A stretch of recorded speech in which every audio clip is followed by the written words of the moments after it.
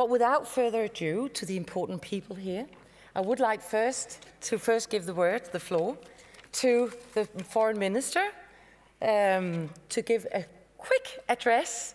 The floor is yours. Oh, well, not very quick. Gunnar Bragi Sveinsson, the floor is yours.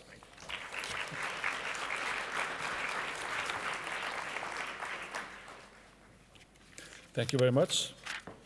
It was a good idea to let me sit with the time up sign in front of me.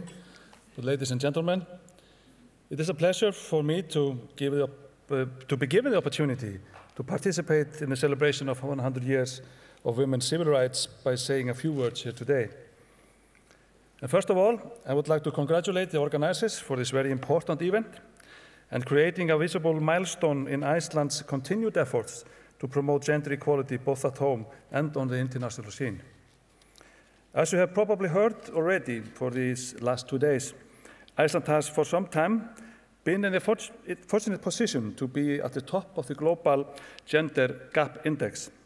At the same time, we must realize that the quest for overcoming gender equality is not over. We still have to address a number of persistent challenges, such as the pay gap, domestic violence and gender-based discrimination, which often rests on a male-dominated discourse and mindset. And being at the top of the gender gap index does not only put our own challenges in context, it also highlights our responsibility to continue efforts to achieve gender equality and hopefully inspire other countries to do the same. In this context, gender equality has become a fundamental and cross-cutting theme in Iceland's foreign policy. The Ministry for Foreign Affairs is highly engaged in this field, and in our work we emphasize gender equality in all fields, whether it is development cooperation, security and defense, Arctic cooperation, and so on. I'm very proud that our Prime Minister was earlier this year designated by UN Women to join a group of 10 heads of state and government that have been selected to be impact champions of the He4She movement. This is an important recognition of our continued efforts, and we are deeply devoted to advancing this work through our impact commitments, which are to close the gender pay gap by 2022, to achieve gender parity in media by 2020, and last but not least, to engage 1 in 5 Icelandic men to be He4She. And Madam Pumsile, you can count on us in that. And we should also pay this 1,000 kroner we were talking about here a few months ago. And ladies and gentlemen, gender equality is an issue for all society. It is not a women's issue alone. And it's certainly not a man's issue alone. If some individuals are excluded, it is not only those individuals who lose, but the whole of society loses out. If half of the population is excluded, then the loss to society is enormous. We have persistent challenges that need to be overcome both in Iceland and abroad. In the economy, we are faced with much too low female participation on the labor market. There are too few women in top managerial jobs. We have an unexplained and totally unjustified pay gap between men and women. In turn, this unexplained pay gap then translates into unequal pensions once people reach retirement age. But looking further away, in many parts of the world, girls and boys do not have the same access to health and education. And throughout the world, both the developed world and developing world, we see systematic gender-based violence.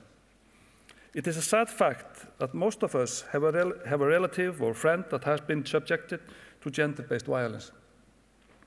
The figures are staggering. UN Women says that 1 in 3 women worldwide has experienced physical or sexual violence, mostly by an intimate partner. In the EU countries, around 50% of women have experienced sexual harassment since the age of 15. Looking closer to home, I want to mention tools that we have adopted in Iceland to address domestic violence. Those are restrictions orders, as well as the possibility of removing the perpetrator from the home. These tools can be effective in fighting domestic violence and are beneficial for the victims, who are usually women and children, who suffered domestic violence at the hands of the men of the house. But what kind of a man use violence against women? Ladies and gentlemen, it goes without saying that men cannot be absent from this debate. I have said before that men are part of the problem, but we are also part of the solution then. And that brings me to what it means to be a man, and the necessity for men to become engaged in the fight for gender equality, not the least in the fight against violence against women. It is with this in mind that we are emphasizing the role of men and boys and gender equality in our foreign policy, using such tools as the He4She campaign, as well as a barbershop concept, which we intend to promote in major international organizations that Iceland is a member of, for example, NATO. By doing that, we hope to generate awareness and responsibility among men, not least the opinion leaders, in fighting for gender equality. But before closing, I want to acknowledge how happy we are to have Madam Phumzile, the Executive Director of UN Women, with us here today. UN Women will continue to play a crucial role in the struggle for gender equality, and throughout our cooperation, we intend to participate in that struggle with them. Thank you.